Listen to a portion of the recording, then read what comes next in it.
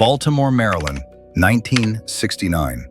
A young nun leaves her apartment on a quiet November night. She is only 26 years old. Her name is Sister Cathy Cesnik. To her students, she is not just a teacher. She is someone who listens, someone who cares, someone who makes them feel safe in a world where many of them feel unheard. But on November 7th, 1969, Sister Cathy vanishes. She leaves home to run a few errands and never returns. For weeks, her family, her friends, and her students wait for news. They hope she will be found alive. They hope there is an explanation. But nearly 2 months later, that hope is destroyed. In January 1970, Sister Cathy's body is discovered in a remote dumping area outside Baltimore. She has been murdered. At first, the case appears to be a tragic unsolved killing. A young teacher disappears, her body is found, and no one is brought to justice. But years later, the story takes a far darker turn. Former students from Archbishop Keough High School begin speaking publicly about what they say happened behind the closed doors of the school. They describe abuse, they describe fear, they describe silence, and they believe Sister Cathy may have known what was happening. That belief changes the entire case. Because if Sister Cathy knew about the abuse, then her murder may not have been random. It may have been a warning. One of the most controversial names connected to the case is Father Joseph Maskell, a priest and counselor at the school.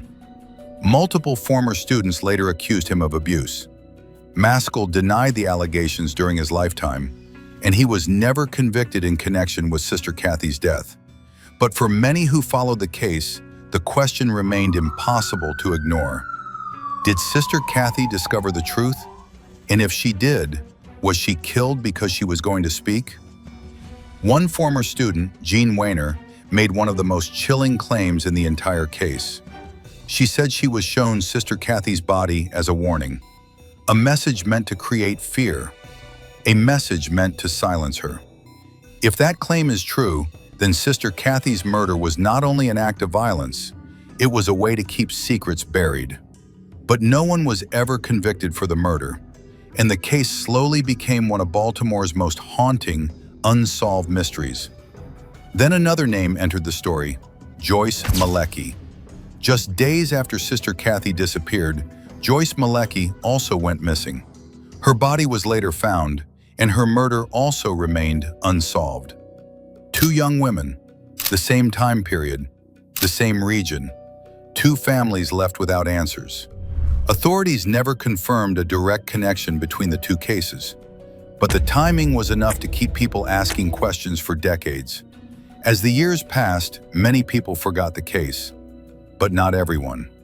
2 of Sister Cathy's former students, Gemma Hoskins and Abby Schaub, refused to let her name disappear. My name is Gemma Hoskins, and I'm from Baltimore, Maryland. I'm an advocate for survivors of childhood sexual abuse. They were not police officers. They were not professional investigators, but they had something the case desperately needed: persistence. They began speaking to survivors. They searched through old records. They followed leads, asked uncomfortable questions, and reopened a story that many people seemed ready to leave in the past. That is why this story is called The Keepers, because some people became the keepers of Sister Cathy's memory, the keepers of the questions no one answered, and the keepers of a truth that may have been hidden for far too long. More than 50 years later, Sister Cathy Cesnik's murder remains unsolved. There is no confirmed killer, no final answer, no full closure. Was she killed by a stranger? Was she silenced because of what she knew?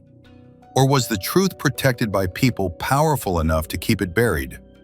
Even today, one question still remains: who killed Sister Cathy? And until that question is answered, the mystery of the keepers is not over.